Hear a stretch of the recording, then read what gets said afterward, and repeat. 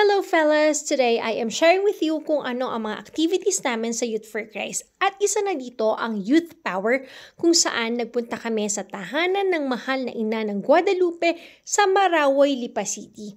Dito ay naninirahan ang halos 11 mga lola na inaalagaan ng mga madre. Nakakalungkot lang kasi ang mga lola na ito ay mga inabandona na, ang iba nasa abroad na ang mga anak, hindi na kayang alagaan, at ang iba, mga hindi na talaga binalikan. Kaya samahan nyo kami today para pasayahin ang mga lola na ito. In all our activities po sa YFC, lagi po namin inuumpisahan ang aming activity with a prayer and worship.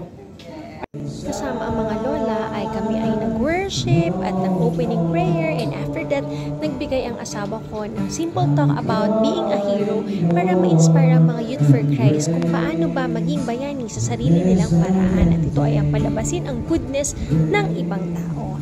After that, kami ay naglaro at ang sasaya ng mga lola sa amin. Mutahe na makikita sa fiestahan. 1, 2, 3, go! Adobo!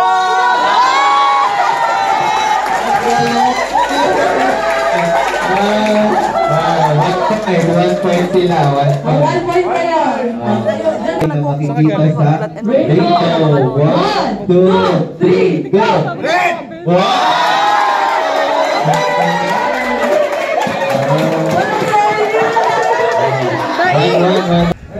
Pagkatapos ng masayang palaro ay hinarana naman namin ang mga lola. Actually, pinakilig sila nila Vic. Kinantahan at maririnig nyo, nakikisabay sila sa kanta. Kaya naman ramdam nyo na sobrang saya ng mga lola dito.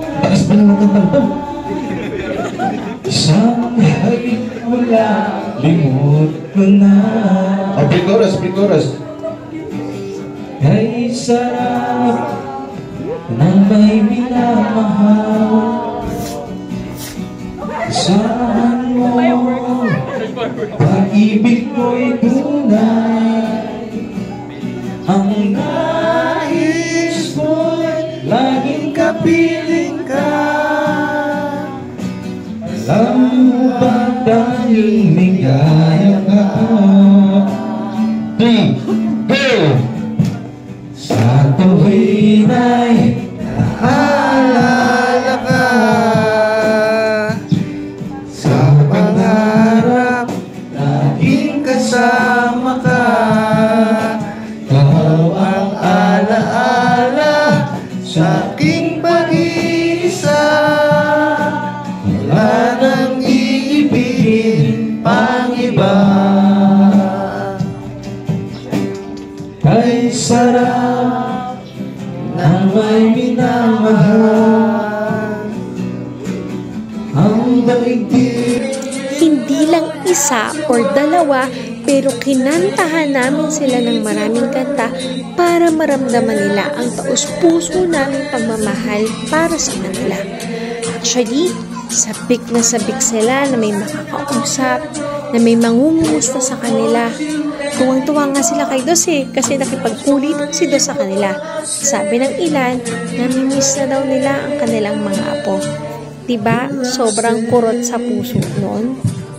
Through the bad times, even if I have to flirt you every day. Sa bandang huli, ito na lang ang nasabi nila na nakaantig sa aming puso. Now, participated here in this so excellent gathering. You bring us more to our younger days. With the help of you people, you encourage us to live some more. Yes. And be with Jesus. Yes.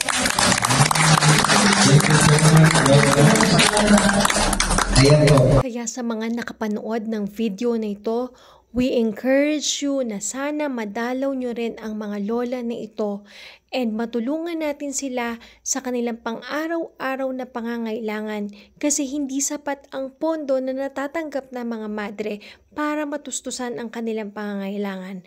And para mapalabas natin ang goodness ng ibang tao, sana i-share nyo ang video na ito para marami pa tayo ma-encourage na tumulong.